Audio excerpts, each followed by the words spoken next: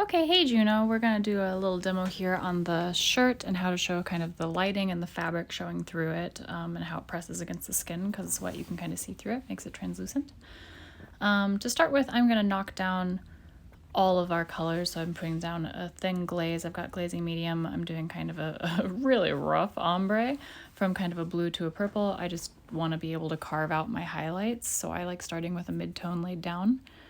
So I'm sort of doing the underpainting, quote unquote, section of the painting. So I'm going to mark in some of our darkest shadows. Right now they're going to look a little piecey, a little intense maybe, but that's okay. It's going to help me see where I'm going later. Since I used medium to lay in that sort of just like tint over the whole thing, this is sort of like working wet into wet. It's not super saturated or anything, but there's still medium on the page and I haven't waited out to dry, so I'm going to end up with some brushiness and also like a softer approach than if I waited for that first layer to dry before I did this. You could see when I first drew it out, I'd already sort of drawn some of the wrinkle positions, the shapes of them. For doing clothing like this, I certainly like to think more in shape than in line. So I'm going to take my white now. I've got a little bit of glazing medium in it because we want to be careful not to go too white. There's not actually a lot of pure white on the page. And for the purpose of your specific composition here, you want the only pure white on the page to be in those lighting sources so that they seem to glow. So I'm using a glazing medium and a little tiny bit of blue in my white to help lower the contrast of it. And just starting to block in some of the higher planes of the shirt, the places it is both more opaque and therefore reflecting light better, and also structurally where something is turning a corner, we're catching a little bit of a raised like wrinkle or a raised collar line. So I went ahead and dried that with a blow dryer so I could be done a little quicker. I've mixed a little bit of burnt sienna, a tiny amount of blue, and just a little bit of red, like my pinker red, not my oranger red, to create this sort of like mauve-y skin color that I'm seeing in the research image. I've added medium to it. You can see it in its pure form there on the side, and adding a little bit more purple as I'm moving across the body. So to me, it reads the pinkest down the center line, and it gets purpler and bluer as it moves towards the arm. And then I'm going ahead and brushing that in sort of larger than I'm probably going to want it to be. I'm going to be able to feather the white back over it after, but sort of base laying in these areas that the skin is showing through and tinting our shadows. I think the key in this one is what makes the skin certainly feel more alive and like it's more skin showing through and not just shadows is the warmth of it. All of the other light is very cold. It's very blue and deep purple.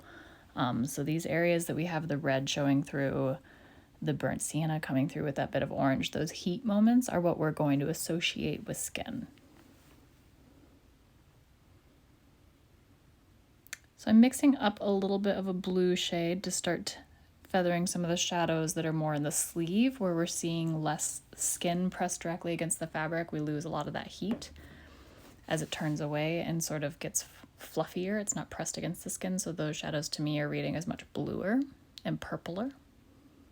And if you pick up too much and put it down without glazing medium on it, you can always pick it up with a rag, thank God. And then I'm also using that blue for the darkest shadows that are cast not by where the fabric is receding and touching the skin, but by where the fabric has like folded over itself and created a cast shadow, which is for me pretty much underneath these two diagonal folds across the body and sort of in this armpit wrinkle area. We're gonna go with that. I'm just doing a small section of the shirt since if I did the whole thing, we'd be here a while. I'm trying to work pretty fast, which you do not have to, but I just don't want to overwork it and make it take too long. Each layer I'm leaving a lot of gesture in it. It's not perfect. You'll have noticed that by now.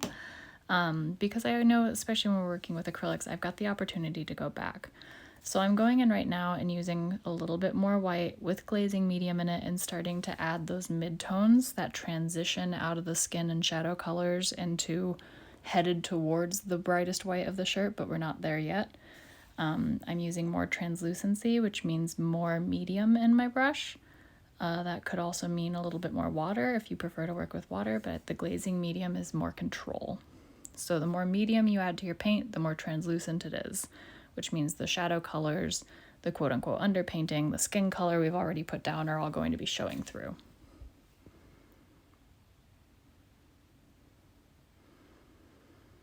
And whenever I have a freshly loaded brush, especially with white, if I can't tell how bright it is, I like to start by putting it in the area that's going to be brightest and pulling out from that, so that if it is a little too bright, a little bit too white, it's not going to affect me as much as if I start somewhere that's maybe a little darker.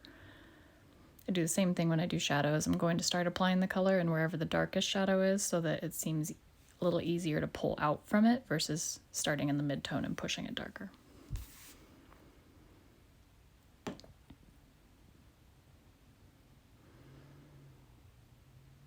You can see that's starting to really take on the shape from the image, which I'll pull back down here in a minute. It's a little more angular overall because the contrast is a little higher. So that's where we're looking at tweaks now, is softening the edges of those folds, softening the transition from mid-tone to highlight to shadow. The starker they are, that implies like a deeper fold, an angular quality. If they're a little softer, it implies more of like a drape and a slow gradual. Since there's a lot of like ambient light in this, a slow gradual climb from mid-tone into highlight versus like really stacked right next to each other, bright and dark.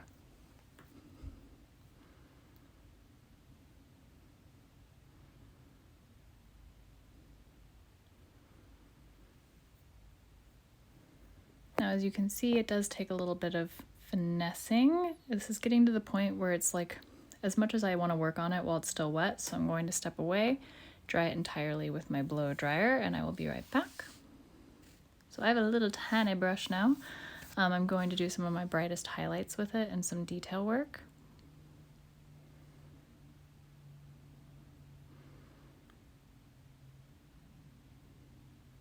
I like brushes like this that have they're thin, really small, but also longer because they have a nice like trail and they carry a little further than short, stubby, tiny brushes. They have a little bit of dance to them. You're working larger, so you probably don't need such a very small brush, but I try to work a little smaller.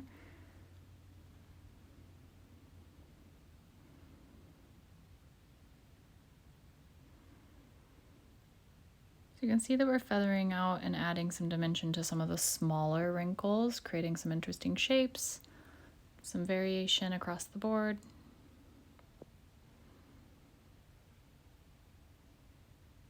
Still working on blocking out those midtones and highlights.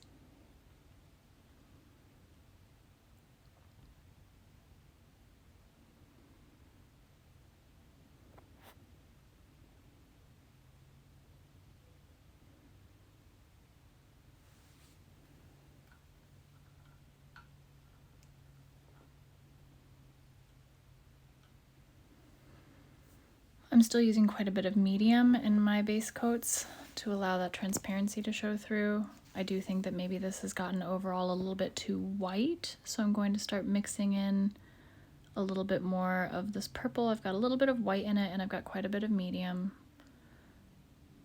So it's a balancing act. You add your highlights, it gets too white. You add your shadows, it gets too dark. We're like gonna keep switching back and forth between them and carving out the space. Now I'm touching back in the skin colors because we lost some of that warmth, so we weren't getting the impression that it was, pressed against the skin.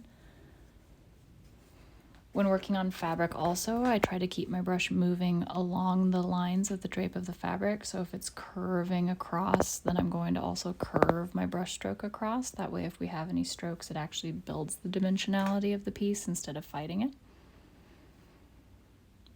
Adding the guitar strap just so that the contrast can be seen.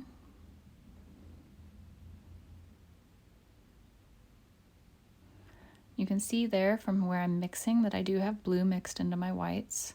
It's not a pure white. I try to mix on the page next to me so you can kind of see the colors, or at least blot my brush there so you can see what I'm working with.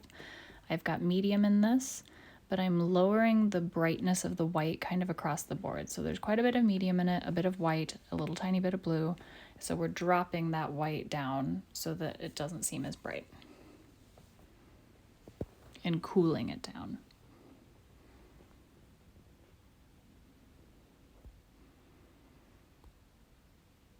And I wanted to soften where those shadows are. They looked a little bit too heavy to me, too high contrast and too angular. So I've taken a little bit of medium, a little bit of purple tone, and a little bit of white, which increases the opacity of my glazing when I use the medium, and use that on top of the shadow. So they're still showing through, but they have a softer approach to them.